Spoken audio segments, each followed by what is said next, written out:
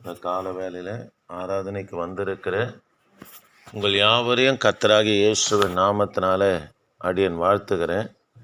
தேவ பிள்ளைகளை நாம் தொடர்ந்து வேதாகமத்தில் பெயர் சொல்லப்படாத இருக்கிற பெண்களை குறித்து தியானித்து கொண்டு வருகிறோம். புதிய ஏற்பாடு முடித்து பழைய ஏற்பாட்டுக்குள்ளே வந்திருக்கிறோம். ஒவ்வொரு நாளும் 44 பெண்களுடைய பெயர் வேதாகமத்தில் பழைய ஏற்பாட்டில் கொடுக்கப்படலை. மொத்தம் வேதாகமம் முழுவதும் 72 பெண்களுடைய பெயர் கொடுக்கப்படலை. நாம் பழைய ஏற்பாட்டில் இப்போ பார்த்து கொண்டு வருகிறோம். இன்றைக்கு 1 ராஜாக்களின் புத்தகம் 3ஆம் அதிகாரம் எடுத்துக்கலாமா? 1 ராஜாக்களின் புத்தகம் 3ஆம் அதிகாரம் 16 24 வரைக்கும் நாம் தியானிக்க போகிறோம்.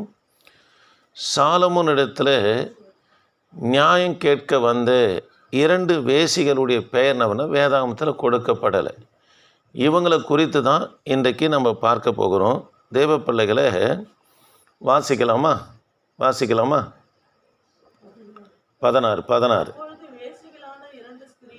அப்போது வேசிகளான 2 ஸ்திரீகள் ராஜாவினிடத்தில் வந்து நின்றாங்க. என் ஆண்டவனே, சரி போதும், கவனிக்கலாம். நானும் இந்த ஸ்திரியும் ஒரே வீட்டில் குடியிருக்கிறோம் என்று சொல்கிறாங்க. இதை குறித்து நான் சொல்லிக்கினே போகிறேன், கவனிச்சின்னு வாங்க. அந்நாட்களிலே வேசித்தன தொழிலை செய்கிற இவங்க கூட்டமாக தான் நம்ம குடியிருப்பாங்க. அதை தான் சொல்கிறாங்க, நானும் இவளும் ஒரே வீட்டில் என்ன பண்ணோம், குடியிருந்தோம்.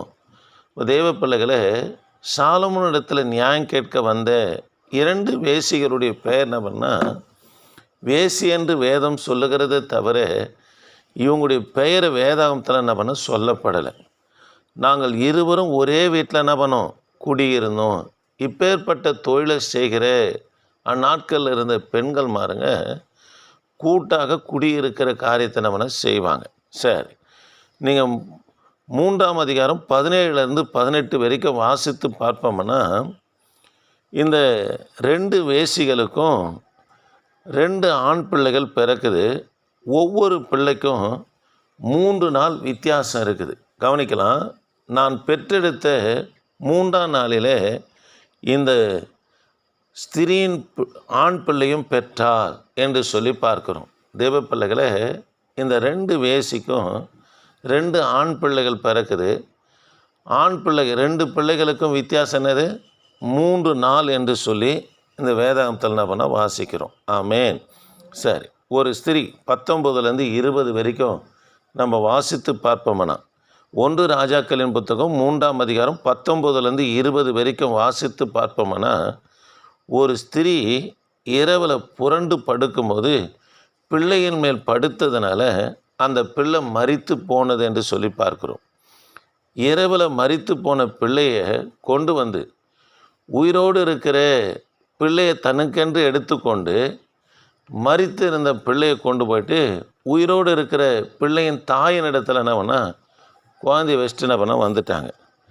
இப்போ அதிகாலையில் உயிரோடு இருக்கிற தாயினுடைய, கவனிங்க, உயிரோடு இருக்கிற பிள்ளையினுடைய தாய் எழுந்து பார்க்குறாங்க.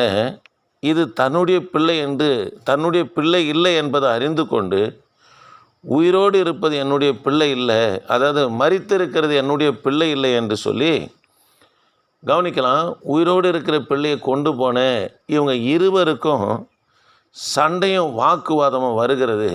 இவங்க 2 பேரும் யாரிடத்துல வராங்கன்னா, சாலமோன் ராஜாவின் இடத்துல நம்மனா புறப்பட்டு வராங்க. இருவரும் சாலமோன் இடத்துல வந்தும் வாதாடுறாங்க. அதாவது என்ன வாதாடுறாங்கன்னா, நாங்கள் இருவரும், கவனிக்கலாம், இந்த பிள்ளைகளுக்கு தாயாக இருக்கிறோம். ஆனால் இன்றைக்கு இந்த வீட்டில் எங்களை தவிர யாரும் இல்லை. மரித்து போன பிள்ளையை கொண்டு வந்து என்னிடத்துல கலத்திட்டு உயிரோடு இருக்கிற என்னுடைய பிள்ளை என்ன பண்ணிட்டான், கொண்டு போயிட்டாயா. அன்றைக்கு இரவில் எங்கள் இருவரை தவிர 2 பிள்ளைகள், எங்கள் இருவரை தவிர வேறு ஒருவரும் இல்லை என்று நம்ம வாதாடுறாங்க. அவ தன்னுடைய பிள்ளைகள் மீது புரண்டு படுத்ததுனால பிள்ளை மரித்து போனது. மரித்த தன்னுடைய பிள்ளையை கொண்டு வந்து என் அருகில் வைத்துட்டு என்னுடைய பிள்ளையை கொண்டு போயிட்டாயா என்று சொல்லி சாலமோனிடத்தில் என்னவனா அவள் வாதாடுகிறாள். அதாவது உயிரோடு இருக்கிற பிள்ளையின் தாய் என்னவனா சாலமோனிடத்தில் என்னவனா வாதாடும்போது இதை கவனிக்கலாம். தேவ பிள்ளைகளை எடுத்துக்கொண்டு போகும்போதும் நானும் கவனிக்கலையா, நான் அயர்ந்த நெத்தரில் இருந்துட்டேன், ஆனால் உயிரோடு இருக்கிற பிள்ளை தான் என்னது என்று சொல்லி உயிரோடு இருக்க பிள்ளையின் தாய் என்ன பண்ணன்னா அந்த வேசி சாலமோனிடத்தில் என்ன வாதாடுறாங்க. நீங்கள் 22ஆம் வசனத்துலேருந்து 23ஆம் வசனம் வரைக்கும் வாசிங்கம்மா. அதற்கு மற்ற ஸ்திரீ பாருங்க, அப்படி இல்லை ராஜாவே, உயிரோடு இருக்கிற பிள்ளை என்னுடைய பிள்ளை, செத்தது உன் பிள்ளை என்றால் இல்லை.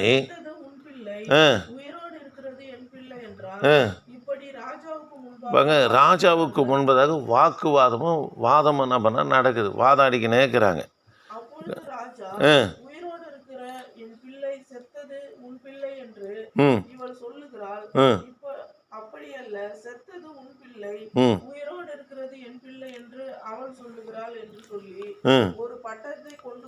கவனிக்கலாம். இப்போ 2 பேரும் வாதாடுறாங்க. உயிரோடு இருக்கிற தாய் பிள்ளையின் தாய் அவங்க சொல்கிறாங்க, ஐயா இது என்னுடைய பிள்ளைன்றாங்க. அதை மரித்த குழந்தையுடைய தாயும் உயிரோடு இருக்கிற பிள்ளையை பார்த்து இது என்னுடைய பிள்ளை என்று சொல்லி பிள்ளையை திருடிட்டு வாதாடுறாங்க. இப்போ சாலமோன் பார்த்தாரு.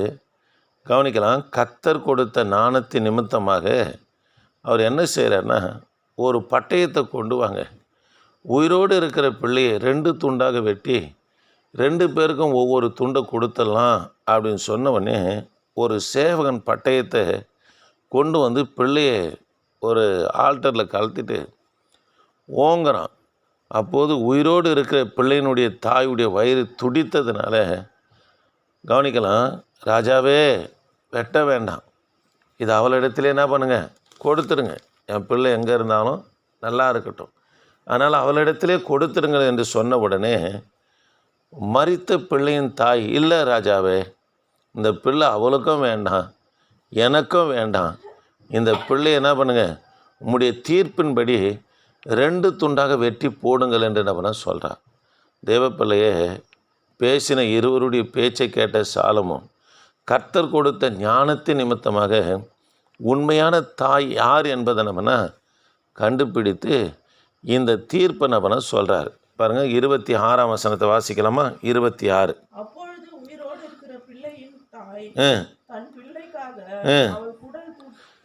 பாருங்க, தன் பிள்ளைக்காக உயிரோடு இருக்கிற பிள்ளையினுடைய தாயே இந்த குழந்தை வெட்டுறாங்களே அப்படின்னு சொல்லி குடல் துடித்ததுனால ராஜாவை நோக்கி, ஐயோ என் ஆண்டவனே, உயிரோடு இருக்கிற பிள்ளையை கொல்ல வேண்டாம், அது அவளிடத்தில் கொடுத்து விடும் வேண்டாம், மற்றவர் அது எனக்கும் வேண்டாம் அவளுக்கும் வேண்டாம், பிளந்து போடுங்க, அதாவது வெட்டி போடுங்கள் என்று சொல்லுகிறார். அப்போது ராஜா உயிரோடு இருக்கிற பிள்ளையை கொல்லாமல் அவங்களுக்கு அவளே அதன் தாய் என்றா. பாருங்க, குடல் துடிச்சதே, உயிரோடு இருக்கிற பிள்ளையினுடைய தாய் குடல் துடிச்சதே, இதுதான் யாருடைய பிள்ளை? அந்த தாயினுடைய பிள்ளை. இவன் மரித்த பிள்ளையினுடைய தாய் தான் பிள்ளை என்ன பண்ணு, எனக்கும் வேணாம் அவளுக்கும் வேணாம், 2 துண்டித்து போடுங்கள் என்று சொல்கிறார். ஆகவே உயிரோடு இருக்கிற பிள்ளையினுடைய தாய் இவ தான் என்று சொல்லி அந்த பிள்ளையை எடுத்துனவன சாலமோன் அந்த ஸ்திரீன் இடத்துல, அந்த வேசின் இடத்துல கொடுக்கிறார். ராஜா தீர்த்த இந்த நியாயத்தை இஸ்ரவேல் எல்லாரும் கேட்டு பாருங்க, நியாயம் விசாரிக்கின்றதுக்கு தேவன் அறில நானும் ராஜாவுக்கு உண்டு என்று சொல்லி எல்லாரும் யாருக்கு பயந்தாங்களாம்? சாலமோனுக்கு பயந்தார்கள் என்று சொல்லி பார்க்குறோம். தேவ பிள்ளைகளை உண்மையாலுமே சொல்கிறேன். அப்போஸ்தலனாகிய பவுல் சொல்லும்போது சொல்லுவார், ஆவிகளை பகுத்தறிகிற வரத்தை நாடுங்கன்றார். யார் எப்படி பேசுகிறாங்கன்னு நமக்கு தெரியலங்க. நமக்கு வேதத்தை தவிர வேறு ஒன்றுமே தெரியாது. உள்ளே ஒன்று வச்சுக்கின்னு வெளியே ஒன்று பேசுறது, யார் எப்படி பேசுகிறாங்கன்னு தெரியாது. ஆனால் அதே ஆவிகளை பகுத்தறிகிற அறிவு நமக்குள்ளே இருக்குமானா, இவங்க இன்னார், இவங்க பச்சோந்தி, இது அதாவது போலியான ஆடு, இது வெள்ளை அடிக்கப்பட்ட கல்லறை என்று நம்மளால் என்ன பண்ணால் இனம் கண்டு கொள்ள முடியுங்க. அதுக்கு உண்மையாலுமே சபை நடத்துகிற ஊழியக்காரனுக்கும் சரி, ஆவிக்குள்ளே இருக்கிற விசுவாசிகளுக்கும் சரி, ஆவிகளை பகுத்தறிகிற ஞானம் வேணும். இந்த ஞானம் சாலமோனுக்குள்ளே இருந்ததுனால தான் இஸ்ரவேல் தேசம் என்ன பண்ண பயப்படுது. சாலமோனிடத்தில் ஒன்றும் மறைச்சும் பேச முடியாது, பொய்யும் சொல்ல முடியாது என்று சொல்லி முழு இஸ்ரவேல் தேசம் என்ன பண்ண சாலமோனுக்கு பயப்படுறதை பார்க்குறோம். அதனால் ரொம்ப முக்கியங்க, ஆவிகளை பகுத்தறிகிற ஞானம் நமக்கு வேணும். யாருடைய உள்ளத்தில் எது இருக்குதுன்னு தெரில. துண்டா துடிக்க குடும்பத்தை அதாவது கவுக்கிறது, ஊழியத்தை கவுக்கிறது, இதெல்லாம் நல்லதுன்னு பண்ணிக்கின்னு இருக்கிறாங்க. கர்த்தருடைய கரத்தில் விழுகிறது பயங்கரமாக இருக்கும். ஆனால் கர்த்தர் ஒரு நாள் விசாரிக்கும் போது நீ ஒன்றும் இல்லாமல் போயிடுவேன். ஆமாங்க, மனுஷனை குறித்து வேதம் சொல்லுது, அவன் புல்லின் பூவுக்கு ஒப்பாக இருக்கிறான். காலையில் பூர்த்து மாலையில் மறைந்து போகிற புல்லின் பூவுக்கு ஒப்பாக இருக்கிறான். அந்த பூ உதிர்ந்த பிற்பாடு திரும்ப அது தன்னிடத்திற்கு அந்த இடத்துக்கு என்ன பண்ணல, வரல. சாதாரண புல்லின் பூவாக இருக்கிற மனுஷனுக்கே இப்படி இருக்குது. நான் கர்த்தர் எப்பேற்பட்டவர், அவர் சர்வ வல்லமுள்ள தேவன், ராஜாக்களின் ஆவிகளை அடக்கி நடத்துகிற தேவன். அதனால் ஆண்டுடைய பிள்ளைகளுக்கு எது வேணும்? பகுத்தறிகிற கிருபை வேணுங்க, ஞானம் வேணுங்க. அதை ஒவ்வொரு பிள்ளைங்களை கேளுங்க, கர்த்தர் உங்களுக்கு தருவார். சார், இந்த தீர்ப்பு முழுவதுமாக தேசம் முழுவதும் அதாவது சாலமுடைய ஞானம் பரவன பிற்பாடு சாலமோனுக்கு எல்லாரும் என்ன பண்ணாங்களாம், பயந்தாங்க. சார், இருவருக்குள்ளே இருக்கிற வித்தியாசம் ஒரு 3 காரியத்தை சொல்லி நீதிமொழிகளின் புத்தகம் 30-20 எடுத்துக்கலாம். நீதிமொழிகளின் புத்தகம் 30-20 எடுத்துக்கலாம். 2 பேர்களுக்குள்ளே இருக்கிற வித்தியாசத்தை பார்த்து நம்ம முடிக்கலாம். இதை கவனிக்க இருங்க. 2 பேருக்குள்ள வித்தியாசம். மரித்த தாய்க்கு சுபாவ அன்பே இல்லை. மரித்த தன்னுடைய பிள்ளைகளுக்காக துக்கப்படவும் இல்லை. அந்த பிள்ளைக்காக அதனால் அந்த பிள்ளை என்ன பண்ணா, திருடுகிறத, இன்னொரு பிள்ளையை திருடுகிறத பார்க்குறோம். முதலாவது காரியம், மரித்த தாய்க்கு என்ன இல்லை? சுபாவ அன்பு இல்லை. தாவீது பட்சேபால் இடத்துல பிறந்த பிள்ளை மரித்து போச்சுங்க. அது கர்த்தர் தான் அடித்தார். அந்த பிள்ளையை இல்லீகலாக பிறந்ததுனால கர்த்தர் தான் அந்த பிள்ளையை அடித்தார். 7 நாள் அளவும் அந்த பிள்ளைக்காக உபவாசம் இருக்கிறார். அண்ணன் தண்ணி புசியாமல் சாம்பலில் உட்காந்து உபவாசம் இருக்கிறார். பாருங்கள், பிள்ளை மறிச்சிடுமோன்னு சொல்லி உபவாசத்தில் இருக்கிறார். ஆனால் பிள்ளை பிழைக்கலை, மரித்து போச்சு. தேவ பிள்ளையே, மரித்த பிள்ளைக்காக இவ துக்கப்படாமல் கவனிக்கலாம், பிள்ளையை திருடுகிற காரியத்தில் நம்மளை காணப்பட்டான். அதனால் இவளுக்குள்ளே என்ன இல்லை? சுபாவ அன்பு இல்லாதவளாய் காணப்பட்டாங்க. 2வது காரியம், உயிரோடு இருப்பது தன்னுடைய பிள்ளை என்று சொல்லி என்ன பண்ணால் பொய் சொன்னான். என்ன சொன்னால் பொய் சொன்னாங்க. தேவ பிள்ளைகளை, ஒரு பாவத்தை மறைச்சா மற்றொரு பாவம் வந்துடுங்க. பொய் சொல்ல வரும், திருட வரும், முள்ள மாதிரித்தானம் வரும், இது எல்லாமே வந்துடும். பாவம் ஒன்று தெரியுதா, ஒன்று அறிக்கை செஞ்சு விட்டுடணும். அந்த பாவத்தை மறைக்க வேறொரு பாவம் சொல்ல வேண்டியது வரும், வேறொரு பாவம் செய்ய வேண்டியது வரும், வேறொரு திருட்டை செய்ய வேண்டியதாக காணப்படும். அதனால் தேவ பிள்ளைகளை, ஆண்டுடைய பிள்ளைங்க, உண்மையை மட்டும் பேசுங்க. உள்ளதை உள்ளதென்றும் இல்லதை இல்லதென்றும் சொல்லுங்கள். மற்றது எதை கொண்டு வந்துடும்? தீமையை கொண்டு வரும் என்று வேதம் சொல்லுகிறது. சரி, 3வது காரியம், சாலமோன் விசாரிக்கும்போது பொய்யை மீண்டும் மீண்டும் என்ன பண்ண சொல்லிக்கினே இருக்கிறான். அதனால தான் சொல்கிற, குழந்தை என்ன பண்ணு, வெட்டி போடும். இரக்கமற்ற குணத்தை இவளிடத்தில் என்ன பண்ண பார்க்கிறார். முதல் காரியம், அவங்களிடத்துல சுபாவ அன்பு இல்லை. 2வது, உயிரோடு இருக்கிற பிள்ளைக்காக என்ன பண்ணனா பொய் சொல்லிக்கினே இருக்கிறாள். இதுதான், ஒரு பாவத்தை மறைக்க இன்னொரு பாவம் என்ன பண்ணணும், செய்ய வேண்டியதாக வந்துடும். உள்ளதை உள்ளபடி கர்த்தருடைய பிள்ளைங்க என்ன பண்ணால் நடந்து கொள்ள வேண்டும்.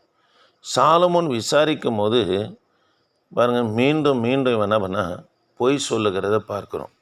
இந்த வேசியை குறித்து நீதிமொழிகளின் புத்தகம் 30ஆம் அதிகாரம் 20ஆம் வசனத்தில் ஆகூர் என்ன சொல்கிறார் பாருங்கள். ஆகூர் என்ன சொல்கிறார் பாருங்கள். அப்படியே விபச்சார ஸ்திரீனுடைய வழியும் இருக்கிறது.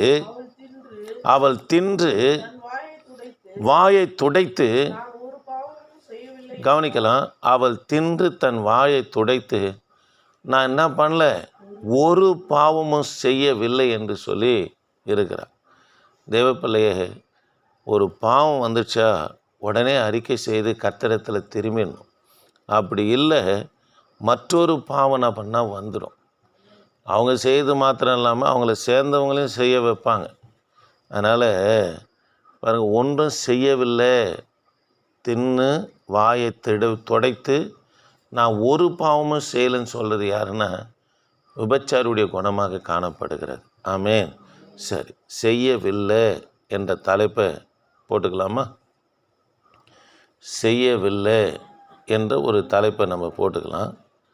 முதலாவது காரியம், மத்தேயு சுவிசேஷ புத்தகம் 13ஆம் அதிகாரம், கொஞ்சம் வேகமாக எடுத்துக்கலாம். 13ஆம் அதிகாரம் 58ஆம் வசனத்தை கொஞ்சம் வாசிப்போம். 58. அவர்களுடைய அவிசுவாசத்தின் நிமித்தம் அவர் அங்கே அநேக அற்புதங்களை செய்யவில்லை. தேவ பிள்ளைகளே, ஆண்டவர் போகிற இடமெல்லாம் அற்புதம் நடக்குது. குஷ்ரோகம் சுகமாகுது, குருடருக்கு பார்வை கிடைக்குது. கவனிக்கலாம், மரித்தோரை எழுப்புறார். இது போல் அற்புதங்களெல்லாம் நடக்குது. மரித்தோரை பார்த்தீங்கன்னா வீட்டில் மரித்த பெண்ணை எழுப்புறாரு, ரோட்டில் மரித்த வாலிபனை எழுப்புறாரு, இடுகாட்டில் 4 நாள் நாரி போயிருந்த சரீரத்தை எழுப்பி கொடுக்குறார். வீட்டில், ரோட்டில், காட்டில் எல்லா இடத்துலையும் அற்புதம் செய்கிற தேவன். அவர் நன்மை செய்கிறவராக சுற்றி திரிந்த நம்முடைய இம்மானுவேலு இந்த இடத்துல பார்த்தீங்கன்னா அநேக அற்புதங்களை செய்யவில்லை என்று சொல்லி பார்க்குறோம். இதுக்கு காரணம் என்னென்னா இஸ்ரவேலுடைய அவ்விசுவாசம் தாங்க காரணம். தேவப்பிள்ளைகளே, முதலாவது காரியம், அவர் அநேக அற்புதங்களை செய்யவில்லை. காரணம் என்னென்னா, இவர் யார்? நம்ம மத்தியில் வாசம் பண்ணினவர். இவர் தச்சனுடைய குமாரன் அல்லவா? இவங்க சகோதரிகள் நம்மோடு கூட இருந்தாங்களே. ஆனால் இயேசுவை தச்சனுடைய குமாரன் என்று சொல்வது வேதத்துக்கு புறம்பான காரியம். அவர் தேவனுடைய குமாரன், அவர் மனுஷகுமாரன். அவரை தச்சனுடைய குமாரன் என்று யோசேப்புக்கு அவர் பிறந்தார் இல்லையே, வளர்ப்பு தகப்பன் தான். கவனிக்கலாம் தேவ பிள்ளைகளே.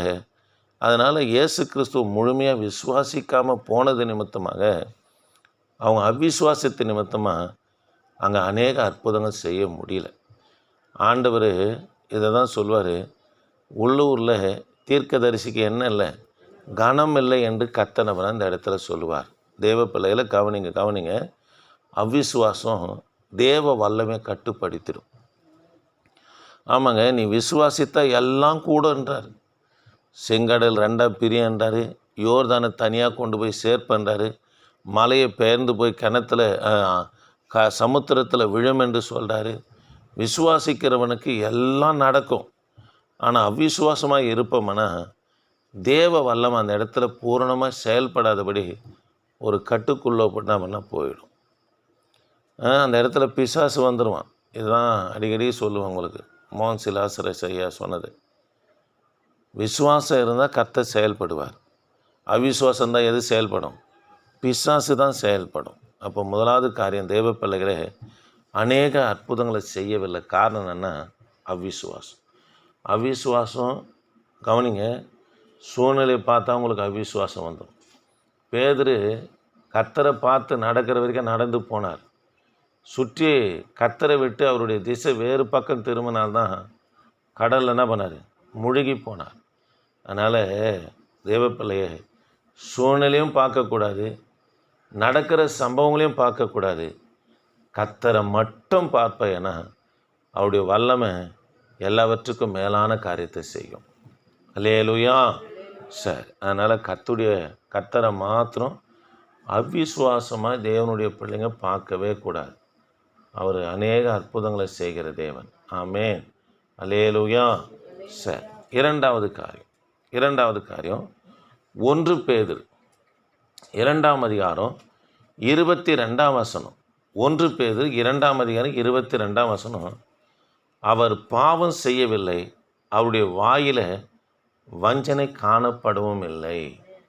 அவர் என்ன செய்யலையா? பாவம் செய்யலை என்று பேதுரு என்ன பண்ண சொல்கிறார். கவனிக்கலாம், வாசிக்கிறேன். ஏசாயா தீர்க்க தரிசன புஸ்தகம் 53:9 துன்மார்க்கரோடு அவருடைய பிரேத குழியை நியமித்தாங்க, ஆனாலும் அவர் மரித்தபோது ஐஸ்வர்யவானோடு கூட இருந்தார். அவர் கொடுமை செய்யவில்லை, அவர் வாயில் வஞ்சனை இருப்பதில்லை. தேவ பிள்ளைகளே, உன்னை யார் ஏமாத்தினாலும், யார் உன்னை வஞ்சித்தாலும் அந்த குணம் உனக்கு வானவே வானாங்க. நம்முடைய ஆண்டவர் எப்பேற்பட்டவர் பாருங்கள். அவர் இடத்துல கொடுமையே இல்லை, வாயில் வஞ்சனை இருப்பதும் இல்லை என்று சொல்லி பார்க்குறோம். அதனால் அவங்க ஊழியம், அவங்க எண்ணம் எப்படி தான் இருக்கட்டும், ஆனால் அந்த சுபாவம் உனக்குள்ளே வரவே கூடாது. அதனால தான் அவரை குறித்து வேதம் சொல்லுது, அவர் என்ன செய்யலையாம்? பாவம் செய்யலை. ஏசப்பா பாவம் செய்யலைன்னு சொல்லப்பட்டது. அவர் கொடுமை செய்யவில்லை, அவர் வாயில் என்ன இல்லை? வஞ்சனை வஞ்சனை அப்படின்னா உள்ளே ஒன்று வச்சுன்னு இருப்பாங்க, வெளியே நல்லவங்க போல் பேசின்னு இருப்பாங்க. அவன் தான் யாருன்னா வஞ்சகன். எதையும் செய்ய துணிவாங்க. அப்பேற்பட்டவர்களை பார்ப்பீர்கள்னா தயவுசெய்து விலகி ஓடிடுங்க. கொலகார பாவிங்க அவங்க. தேவ பிள்ளைகளை கவனிக்கலாம். இயேசுவனிடத்தில் என்ன இல்லை? பாவம் இல்லை. அவரை தேடி அவரை நாடுகிற கர்த்தருடைய பிள்ளைங்க பாவம் செய்யவே கூடாதுங்க. முதல் காரியம் சொன்னேன். என்ன சொன்னேன் சொல்லுங்களேன்? பாருங்கள், அநேக அற்புதங்களை செய்யவில்லை. காரணம் என்னது? அவிசுவாசம்.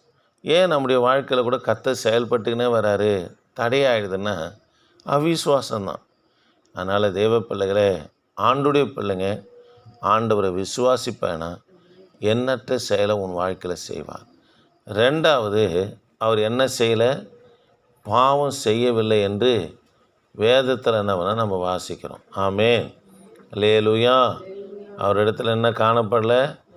வஞ்சனை எதுவுமே காணப்படல. அல்லேலூயா. சரி, கவனிக்கலாம். மூன்றாவது காரியம்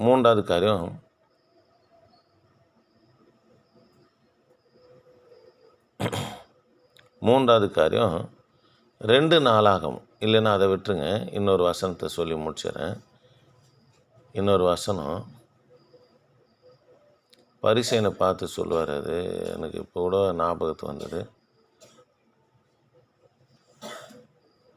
கவனிக்கலாம். பரிசேயனை பார்த்து நீ என் தலைக்கு என்ன பூசவில்லைன்னுவார், எனக்கு முத்தம் செய்யலை அப்படின்னுவார். அது எங்கே இருக்குதுன்னு தெரியுங்களா?